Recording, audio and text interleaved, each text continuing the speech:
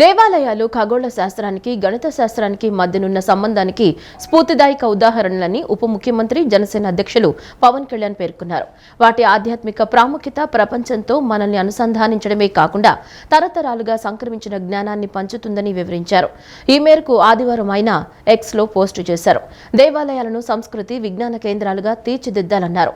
ప్రజలు నేర్చుకోవడానికి సామూహిక కార్యకలాపాలకు వేదికగా మార్చాలన్నారు. సంప్రదాయాలు ఆవిష్కరణల మధ్యనున్న అంతరాలను పూడ్చడానికి ఆధ్యాత్మికత సైన్స్ను సమీకృతం చేయడానికి ఇది దోహదపడుతుందని తెలిపారు. ఈ కాలాతీత సంపదను భవిష్యత్ తరాల కోసం కాపాడుకుందామని పవన్ పిలుపునిచ్చారు. దేవాలయాల ప్రాముఖ్యతను చాటే వీడియోను ట్వీట్కు జత చేశారు. పండుగలకు చేనేత వస్త్రాలను ధరించి నేతన్నలను ఆదరిద్దామని హోంశాఖ మంత్రి వంగలపూడి అనిత వెల్లడించారు. ముఖ్యమంత్రి చంద్రబాబు నాయుడు సతీమణి నారా భువనేశ్వరి పిలుపు మేరకు తెలుగు ప్రజలు చేనేతలకు అండగా నిలవాలని ఆమె పిలుపునిచ్చారు. ఒంట్లో నరాలను దారాలుగా పోగు చేసి కష్టపడి రక్తంతో రంగులు అద్దుతూ చెమటోడ్చే నేతన్నల బతుకు చిత్రం మార్చడంలో ప్రతి ఒక్కరూ భాగస్వామ్యం కావాలన్నారు. రాబోయే రోజుల్లో వరుస పండుగల నేపథ్యంలో మన సంస్కృతి సంప్రదాయాలను చాటే వస్త్రాలను ధరించడంతో పాటు చేనేతల కళారూపాలకు పెద్దపీట వేయాలన్నారు. మన కుటుంబంతో పాటు మన ఇంట్లో ఆనందంగా పండుగ చేసుకోవడంతో పాటు చేనేత వస్త్రాలపై ఆధారపడి బతికే అందరి ఇళ్లలో పండుగ సంతోషం నింపాలని హోంమంత్రి అనిత ఆకాంక్షించారు. దసరా ఉత్సవాల ఏర్పాట్లలో ఎటువంటి లోపాలు తలెత్తినా అధికారులదే బాధ్యత అని దేవాదాయ శాఖ మంత్రి ఆనం రామనారాయణ రెడ్డి హెచ్చరించారు. అంతరాలయ దర్శనం ఎవరికీ లేదని బంగారు వాకిలి దర్శనం మాత్రమే ఉంటుందన్నారు. ప్రతి భక్తుడికి దర్శనం, నాణ్యమైన లడ్డూ ప్రసాదాలు అందించడం, అన్నప్రసాదం పంపిణీ చేసేందుకు చర్యలు తీసుకున్నట్లు తెలిపారు. అక్టోబర్ 9న సరస్వతీదేవి జన్మ నక్షత్రం రోజున సీఎం చంద్రబాబు జగన్మాతకు పట్టు వస్త్రాలు సమర్పిస్తారని వివరించారు. ఇంద్రకీలాద్రిపై పశ్చిమ ఎమ్మెల్యే సుజనా చౌదరి, దేవాదాయ principal secretary commissioner S Satyanarayana, దుర్గగుడి ఈవో కెఎస్ రామారావు, ఎన్టీఆర్ జిల్లా collector Srujana, police commissioner SV Rajasekhar బాబులతో పాటు వివిధ విభాగాల అధికారులతో దేవాదాయ శాఖ మంత్రి ఆనం రామనారాయణ రెడ్డి నిన్న సమీక్షా సమావేశం నిర్వహించారు. అంతకుముందు ఇక్కడ ఏర్పాట్లను పరిశీలించారు. అనంతరం ఆయన మీడియాతో మాట్లాడుతూ అక్టోబర్ 3 నుంచి 12 వరకు దసరా మహోత్సవాలను ప్రభుత్వం ప్రతిష్టాత్మకంగా నిర్వహిస్తోందన్నారు. 13 ప్రభుత్వ శాఖల అధికారులు, సిబ్బంది సమన్వయంతో పనిచేసి ఉత్సవాలను విజయవంతం చేయాలని అన్నారు. వివిఐపి దర్శనాలకు ఉదయం 8 గంటల నుంచి 10 గంటల వరకు, మధ్యాహ్నం 2 గంటల నుంచి 4 గంటల వరకు టైం స్లాట్ నిర్ణయించినట్లు చెప్పారు. వృద్ధులు, దివ్యాంగులకు సాయంత్రం 4 గంటల నుంచి 5 గంటల వరకు అమ్మవారి దర్శనం చేసుకునేలా ఏర్పాట్లు చేశామన్నారు. 125 సీసీ కెమెరాలతో ఉత్సవాల నిర్వహణను అధికార యంత్రాంగం పరిశీలిస్తోందని, అంతరాలయ దర్శనం ఎవరికీ లేదని అన్నారు. బంగారు వాకిలి దర్శనం మాత్రమే ఉంటుందన్నారు. ప్రతి భక్తుడికి దర్శనం, నాణ్యమైన లడ్డూ ప్రసాదాలు అందించడం, అన్నప్రసాదం పంపిణీ చేసేందుకు చర్యలు తీసుకున్నట్లు తెలిపారు. అక్టోబర్ 9న సరస్వతీదేవి జన్మ నక్షత్రం రోజున సీఎం చంద్రబాబు జగన్మాతకు పట్టు వస్త్రాలు సమర్పిస్తారని వివరించారు. వినాయక స్వామి మండపం దగ్గర ప్రారంభమయ్యేటువంటి క్యూ లైన్ల దగ్గర నుంచి కూడా భక్తులకి పూర్తి స్థాయిలో ఆలయ సంప్రదాయాలు, విధానాల మేరకు అవసరమైన దగ్గర అంతా కూడా త్రాగునీరు, ఆ క్యూ లైన్లు సజావుగా సాగడానికి అధికార యంత్రాంగం, పోలీస్ యంత్రాంగం కలిసి సమన్వయంతో పనిచేసి ఈ ఉత్సవాల్లో పూర్తి సామాన్య భక్తులకి ప్రాధాన్యతనిచ్చే విధంగా సజావుగా ఈ దర్శన సౌకర్యాలను ఏర్పాటు చేయాలని ఇప్పుడు మళ్ళీ ఒకసారి అధికారులందరికీ కూడా సూచించడం జరిగింది.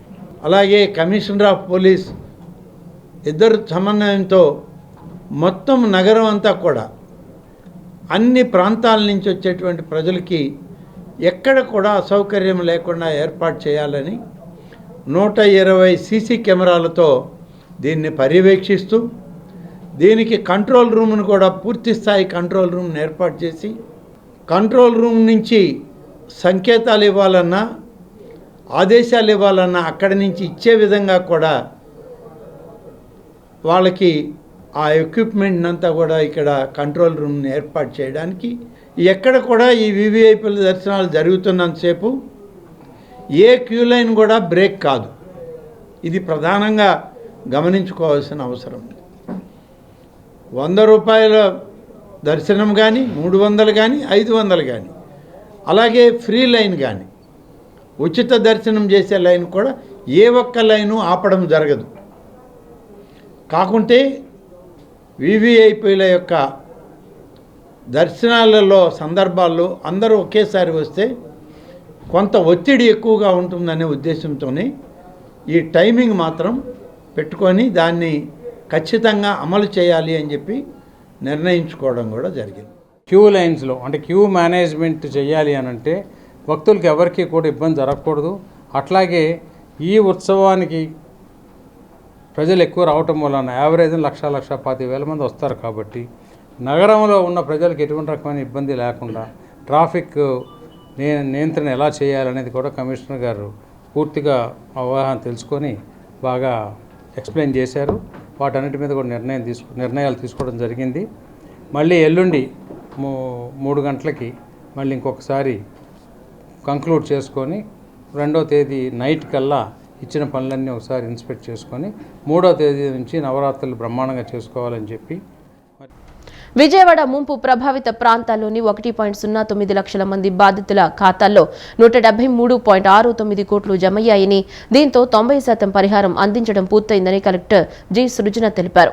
మిగిలిన 10% మంది బ్యాంకు ఖాతాల్లో సమస్యలు ఉన్నాయని, వారికి సోమవారం నగరపాలక సంస్థ అధికారులు బ్యాంకులకు వెళ్లి సమస్యలు పరిష్కరించి పరిహారం అందేలా కృషి చేస్తారని కలెక్టర్ సృజన వెల్లడించారు.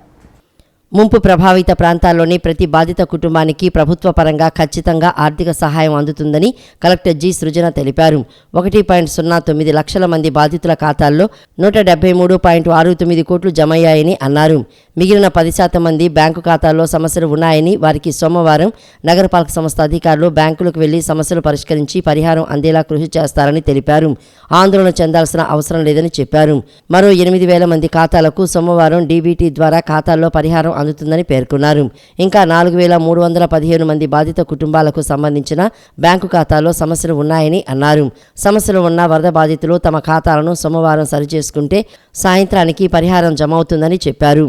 ఏ ఒక్క బాధితుడు ఆందోళన చెందాల్సిన పని లేదని, నష్టపోయిన ప్రతి కుటుంబానికి తప్పనిసరిగా పరిహారం అందేలా ప్రభుత్వం చర్యలు తీసుకుంటుందని తెలిపారు. ఇప్పటి వరకు నగరంలో ముంపునకు గురైన ఇళ్లకు సంబంధించి 75,427 కుటుంబాలకు, 3,149 మంది ఆటో వాలాలకు, 30,722 మంది ద్విచక్ర వాహనదారులకు, 431 తోపుడు బండ్లకు పరిహారం అందించామని కలెక్టర్ వెల్లడించారు. ఈ ఏడాది దసరా ఉత్సవాల్లో భక్తులకు ఎలాంటి ఇబ్బందులు తలెత్తకుండా పకడ్బందీ ఏర్పాట్లు చేస్తున్నట్లు ఎన్టీఆర్ జిల్లా collector Srujana, police commissioner Rajasekhar బాబు తెలిపారు. అడ్డగోలు దర్శనాలకు అడ్డుకట్ట వేసి సామాన్య భక్తులకు త్వరితగతిన అమ్మవారి దర్శన భాగ్యం కల్పిస్తామని వెల్లడించారు. ఎన్టీఆర్ జిల్లా పోలీస్ కమిషనర్ కార్యాలయంలో collector Srujana, police commissioner SV Rajasekhar Babu, deputy commissioner of police Gautami Shali, దుర్గగుడి ఈవో కెఎస్ రామారావు తదితరులతో కలిసి పోలీస్ కమిషనరేట్ సమావేశ మందిరంలో ప్రింట్ అండ్ ఎలక్ట్రానిక్ మీడియా ప్రతినిధులు, పోలీస్, దేవాదాయ అధికారులతో సమన్వయ సమావేశాన్ని నిర్వహించారు. జిల్లా కలెక్టర్ సృజన మాట్లాడుతూ, గత ఏడాది 13 లక్షల మంది భక్తులు వచ్చారు. ఈ ఏడాది భక్తులు ఎక్కువ సంఖ్యలో వస్తారనే అంచనాతో అందుకు తగ్గట్లు పకడ్బందీ ఏర్పాట్లు చేస్తున్నట్లు పేర్కొన్నారు. తెలుగు రాష్ట్రాలతో పాటు ఇతర ప్రాంతాల నుంచి వచ్చే సామాన్య భక్తులకు సంతృప్తికరంగా అమ్మవారి దర్శనం కల్పించాలనే లక్ష్యంతో ఏర్పాట్లు చేస్తున్నట్లు తెలిపారు. క్యూ లైన్లో వేచి ఉండే భక్తులకు అమ్మవారి దర్శనం త్వరితగతిన జరిపించడంపై ప్రధాన దృష్టి సారిస్తామన్నారు. Reasonably we have taken the feedback. మీరు చెప్పిన now we're repeating the issues అర్థమవుతోంది. సో ఇంతకుముందు సార్ మొదలు పెట్టడమే లాస్ట్ టైం ఎట్లాంటి ఇష్యూస్ వచ్చాయి వాటిని రిజాల్వ్ చేసుకుంటూ బెటర్ సర్వీస్ ఇవ్వడానికి, ఫైనలీ భక్తులకి ఇబ్బంది అవ్వకూడదు, విఐపీస్ అయినా కానీ ఎవరికైనా కానీ ఇబ్బంది అవ్వకుండా ఎవరి టైం వారికి ఇచ్చుకుంటూ చేయాలని. So all your valuable suggestions are considered. So ఇందాక సార్ కూడా చెప్పినట్టు we're trying to give better than what it was, so we are working hard. Your suggestions will make a difference. అనంతరం పోలీస్ కమిషనర్ రాజశేఖర్ బాబు మాట్లాడుతూ, ఈ ఏడాది దసరా ఉత్సవాల్లో అడ్డగోలు దర్శనాలకు అడ్డుకట్ట వేస్తామని, అన్ని శాఖల సమన్వయంతో ముందుకు వెళ్తామని తెలిపారు. ఉచితం 100, 300, 500 రూపాయల ప్రత్యేక క్యూ లైన్లు ఏర్పాటు చేసి భక్తులను అమ్మవారి దర్శనానికి అనుమతిస్తామని తెలిపారు. పోలీసు సిబ్బంది 3 షిఫ్టుల్లో పనిచేసే విధంగా సెక్టార్లుగా విభజించినట్లు తెలియజేశారు. అమ్మవారి దర్శనాలకు వచ్చే వీఐపీలను పున్నమి ఘాటు నుంచి దేవస్థానం ఏర్పాటు చేసిన వాహనాల్లో ఇంద్రకీలాద్రి వరకు తీసుకువెళ్తామన్నారు. ప్రధానంగా ఈ ఏడాది అడ్డగోలు దర్శనాలకు అడ్డుకట్ట వేసి సామాన్య భక్తులకు త్వరితగతిన అమ్మవారి దర్శన భాగ్యం కల్పించే విధంగా చర్యలు తీసుకుంటామని అందరూ సహకరించాలని కోరారు. ఇటువంటి పరిస్థితుల్లో ఈసారి తూచా తప్పకుండా చేయాలని అనుకున్నాం. అంటే ఆ ఫ్లైఓవర్ ఉంది కదా, కనకదుర్గ ఫ్లైఓవర్ కింద నుంచి వచ్చి మోడల్ గ్యాస్ దగ్గరికి వచ్చి అక్కడి నుంచి పైకి పోకుండా ప్రతి ఒక్కరు కూడా ఫ్లైఓవర్ ఎక్కి, కనకదుర్గ ఫ్లైఓవర్ ఎక్కి అక్కడ మన పున్నమి ఘాట్ దగ్గర దిగి అక్కడి నుంచి విఐపి వచ్చేటట్టు ఈసారి అనుకున్నాము. అది ఖచ్చితంగా మేము చేయాలనే ఒక దీంట్లో ఉన్నాము. అది అందరూ సహకరించాలి, మీడియా మిత్రులు కూడా సహకరించాలి. ఇది కాక ఈసారి అంటే ఇదంతా కూడా ఇంకా మేము గౌరవ ఎండోమెంట్ మినిస్టర్ గారితో వాళ్ళందరితో డిస్కస్ చేయాలా. సో మీ సూచనలు కూడా తీసుకున్న తర్వాత అన్నీ కలిపి మళ్ళీ మేమంతా హై లెవెల్ కమిటీ మీటింగ్ పెట్టుకొనేసేసి ఫైనలైజ్ చేయాలనేది ఆలోచన. సో ఈసారి ఇప్పుడు మీకు అందరూ తెలుసు 100 రూపీస్ ఉంది, ఫ్రీ లైన్ ఉంది, 100 రూపీస్ ఉంది, 300 రూపీస్ ఉంది, 500 రూపీస్ ఉంది. ఈ 500 రూపీస్ కాకుండా పక్కన అంటే రాజమార్గంలో అది ఎక్కువ తాకీదు ఎక్కువైపోతా ఉంది. టికెట్ లేకుండా రాజమార్గంలో వెళ్ళేది చాలా ఎక్కువైపోతుంది. సో అది పోలీస్ కావచ్చు, రెవెన్యూ కావచ్చు, మీడియా కావచ్చు, ఎవరైనా సరే సోకాల్ విఐపీస్ ఎవరైతే ఉన్నారో అందరు కూడా అక్కడికి వచ్చి ఆ 500 రూపీస్ లైన్లో పోకుండా రాజమార్గంలో పోవడం అనేది అది అనాదిగా వస్తూ ఉంది. సో దాన్ని చాలా ఈసారి రెగ్యులేట్ చేయాలనే ఉద్దేశంతో దానికి ఒక విఐపి పాసెస్ ఒకటి తయారు చేసి, సో అది వీళ్ళకి ఎవరెవరికి ఎన్ని అనేది డిసైడ్ చేసేసి ముందు వాళ్ళు ఉంటేనే ఆ రాజమార్గంలో పోయేటట్టు, మిగతా వాళ్ళు ఎవరున్నా కూడా ఇంకా పోయేటట్టు లేదనమాట. సో రాష్ట్రంలో క్రికెట్ అభివృద్ధికి సహాయ సహకారాలు అందించాలని బీసీసీఐ అధ్యక్ష కార్యదర్శులు రోజర్ బిన్ని జైశాలను ఆంధ్ర క్రికెట్ సంఘం ఏసీఏ అధ్యక్ష కార్యదర్శులు ఎంపీ కేశినేని శివనాథ్, సానా సతీష్ బాబు కోరారు. బీసీసీఐ ఆహ్వానం మేరకు బెంగళూరులో ఎన్సీఏ ప్రారంభోత్సవం, బీసీసీఐ సర్వసభ్య సమావేశానికి ఏసీఏ అధ్యక్ష కార్యదర్శులు హాజరయ్యారు. దేశీయ క్రికెట్ బలోపేతానికి బీసీసీఐ తీసుకుంటున్న చర్యలను అభినందిస్తూ రాష్ట్రంలో క్రికెట్ అభివృద్ధికి సహకరించాలని, నూతన స్టేడియాల నిర్మాణానికి చర్యలు తీసుకోవాలని శివనాథ్, సతీష్ బాబు విజ్ఞప్తి చేశారు. అంతర్జాతీయ అనుభవం పొందేందుకు ఇంగ్లాండ్, ఆస్ట్రేలియా పర్యటనకు వెళ్లే భారత బృందంలో ఏసీఏ నుంచి ప్రతిభ గల 3 క్రికెటర్లను పంపించే ప్రతిపాదనను బీసీసీఐ ఎపెక్స్ కౌన్సిల్ సభ్యుడు దిలీప్ వెంగ్ సర్కార్ ముందుంచగా అందుకు ఆయన సానుకూలంగా స్పందించారని శివనాథ్, సతీష్ బాబు తెలిపారు. సుప్రీంకోర్టు ప్రధాన న్యాయమూర్తి జస్టిస్ డివై చంద్రచూడ్ కుటుంబ సభ్యులతో కలిసి ఆదివారం ఉదయం తిరుమల శ్రీవారిని దర్శించుకున్నారు. వారికి టీటీడీ ఈవో జె శ్యామలరావు, అదనపు ఈవో సిహెచ్ వెంకయ్య చౌదరి స్వాగతం పలికారు. ముందుగా ధ్వజస్తంభానికి నమస్కరించి అనంతరం శ్రీవారి మూలమూర్తిని దర్శించుకున్నారు.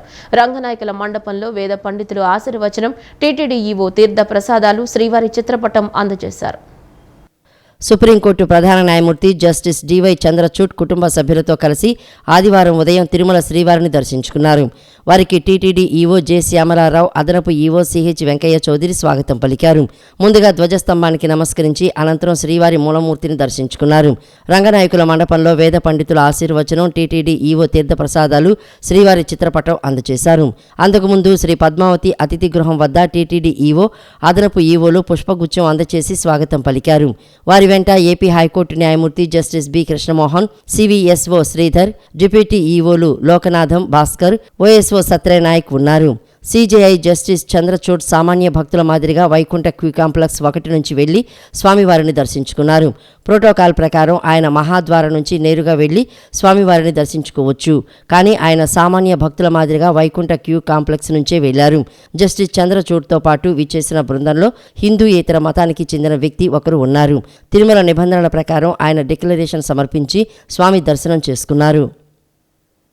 శ్రీవారి లడ్డూ తయారీలో కల్తీ నెయ్యి వ్యవహారంపై ప్రాయశ్చిత్త దీక్ష చేపట్టిన ఉప ముఖ్యమంత్రి పవన్ కళ్యాణ్ తిరుమల పర్యటనకు వెళ్లనున్నారు.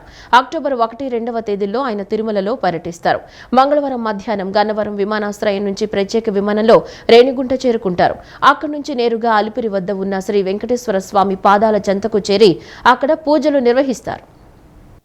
శ్రీవారి లడ్డూ తయారీలో కల్తీ నెయ్యి వ్యవహారంపై ప్రాయశ్చిత్త దీక్ష చేపట్టిన ఉప ముఖ్యమంత్రి పవన్ కళ్యాణ్ తిరుమల పర్యటనకు వెళ్లనున్నారు. అక్టోబర్ 1, 2 తేదీల్లో ఆయన తిరుమలలో పర్యటిస్తారు. మంగళవారం మధ్యాహ్నం గన్నవరం విమానాశ్రయం నుంచి ప్రత్యేక విమానంలో రేణిగుంట చేరుకుంటారు. అక్కడి నుంచి నేరుగా అలిపిరి వద్ద ఉన్న శ్రీ వెంకటేశ్వర స్వామి పాదాల చెంతకు చేరుకుని అక్కడ పూజలు నిర్వహిస్తారు. అనంతరం మెట్ల మార్గంలో తిరుమల కొండ ఎక్కనున్నారు. రాత్రి 9 గంటలకు కొండపైకి చేరుకుని రాత్రికి అక్కడే బస చేస్తారు.